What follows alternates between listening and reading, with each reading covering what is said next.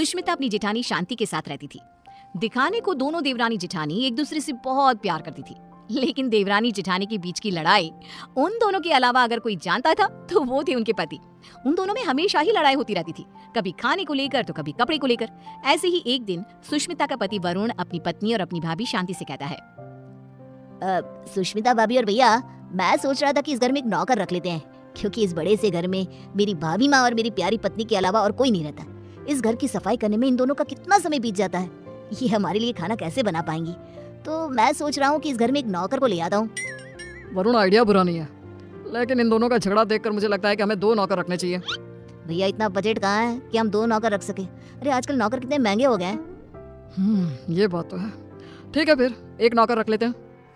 हाँ, इस घर में नौकर ले आओ, लेकिन 1 नहीं 2, क्योंकि जो नौकर मेरा काम करेगा, मैं नहीं चाहती कि वही नौकर मेरी जेठानी का भी नौकर बनकर रहे। हाँ, मैं भी नहीं चाहती कि मेरा नौकर तेरा काम करे। हाँ, तो कह दीजिए ना जेठ जी को कि आपके लिए भी नौकर ले आए वो। हाँ, मेरा पति मेरे लिए नौकर तो ले ही आएगा ना, क्यों नहीं लाएगा। इस तरह दोनों के बीच एक बार फिर से झगड़ा हो जाता है। ये देख वरुण और विक्रम उन दोनों की लड़ाई में ना पड़ते हुए अपने अपने काम पर निकल जाते हैं और काम पर जाते जाते दोनों भाई आपस में एक दूसरे से बात करते हैं। भैया, अगर यही हाल रहा तो हम लोगों को कभी भी खाना समय पर नहीं मिलने वाला। हाँ, तुम सही कह रहे हो वरुण, इसलिए आज शाम को ही हमें एक नौकर का बंदोबस्त करना होगा। इस तरह विक्रम और वरुण अपने काम पर चले जाते हैं, तो वहीं दूसरी तरफ सुष्मिता और शांति की बहस होती रहती है। वो दोनों अपनी बहस में इतनी मगन हो जाती हैं कि उन दोनों को पता ही नहीं चलता कि कब समय बीत चुका है। ऐसे ही शाम हो जाती है और शाम के वक्त जब डोरबेल बजती है, सुष्मिता दरवाजा खोलती है। उसके सामने वरुण और विक्रम के साथ एक नौकर दिखता है। उस नौकर को देखकर सुष्मिता वरुण से कहती है, अरे वाह वरुण जी, आप तो आज सुबह नौकर की बात कर रहे थे और देखो शाम को आप नौकर भी ले आए अपने साथ। पति हो तो ऐसा, वरना ना हो। सुष्मिता की बातें सुनकर शांति का गुस्सा 7वें आसमान पर पहुंच जाता है, जिसके बाद वो अपने पति के ऊपर चिल्लाते हुए कहती है, अजी आप क्यों नहीं लेकर आए? आपको दिखाई नहीं देता मैं कितनी थक जाती हूँ? अरे भाग्यवान, इस नौकर को मैं और वरुण हम दोनों ही लाए हैं। श्याम लाल किसी एक की चाकरी नहीं करेगा, बल्कि वो पूरे घर की सेवा करेगा। हाँ भैया, बिल्कुल ठीक कह रहे हैं। श्यामलाल, किचन ऊपर है, जाकर खाना बना दो। ठीक है साहब। श्यामलाल किचन में जा ही रहा था कि तभी शांति उसे रोकते हुए कहती है, अरे श्यामलाल, पहले तुम मेरा और विक्रम जी का खाना बना देना।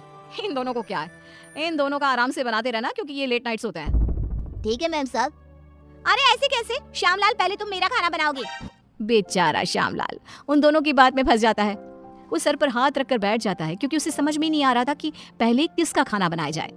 ये देख अब विक्रम श्यामलाल का समय फिक्स कर देता है और अपने समय अनुसार श्यामलाल अपना काम करता है। कुछ दिन तो घर में शांति का माहौल बना रहता है, लेकिन एक दिन श्यामलाल कपड़े धोने के लिए सुष्मिता के पास जाता है और उसे कहता है, बेन साहब, कपड़े धोने के लिए है तो आप मुझे दे दीजिए, मैं अभी आपके कपड़े धो देता हूँ। उसकी बात सुनकर शांति आती है और उसके ऊपर चिल्लाते हुए कहती है, श्यामलाल, तुम पहले मेरे कपड़े धोगे।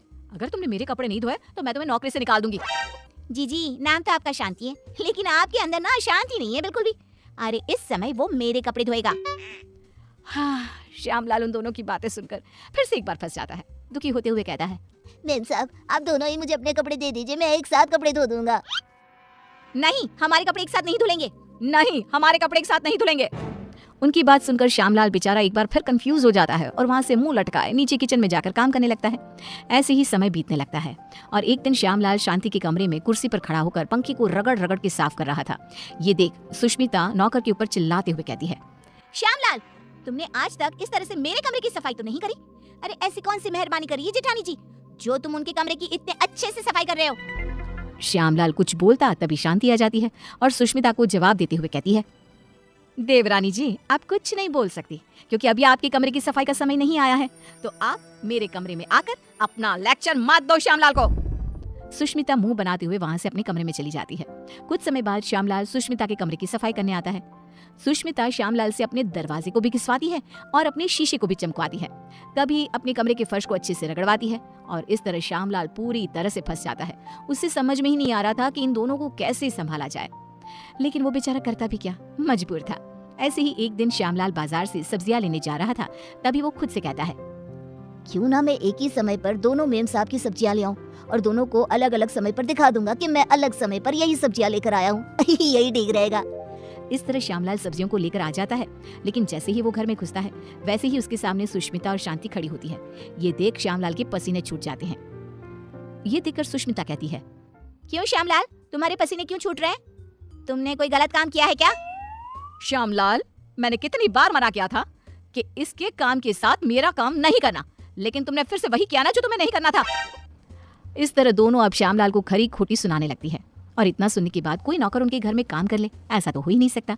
इसलिए श्यामलाल ने जवाब देते हुए उन दोनों से कहा, मेम साहब माफ करना, लेकिन मैं आपके घर में और काम नहीं कर सकता, क्योंकि एक ही काम दो दो बार करना बड़ा ही मुश्किल हो जाता है। अरे तो क्या तुम उसके पैसे नहीं ले रहे हो? उसकी ये बात सुनकर बेचारा श्यामलाल चुप हो जाता है और ना चाहते हुए भी उन दोनों का काम करना पड़ता है।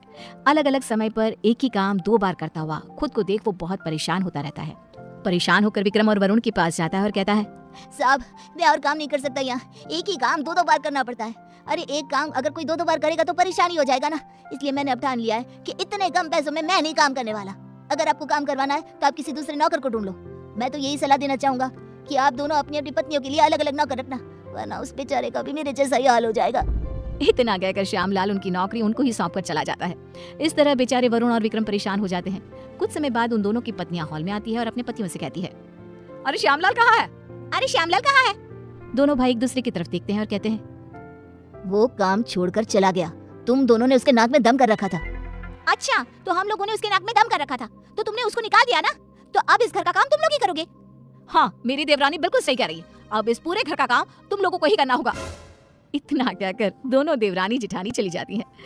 अब बेचारे वरुण और विक्रम दोनों को ही घर का काम करना पड़ता है। घर की सफाई, कपड़े धोते, बर्तन धोते और खाना बनाने के बाद बेचारे दोनों ऑफिस जाते।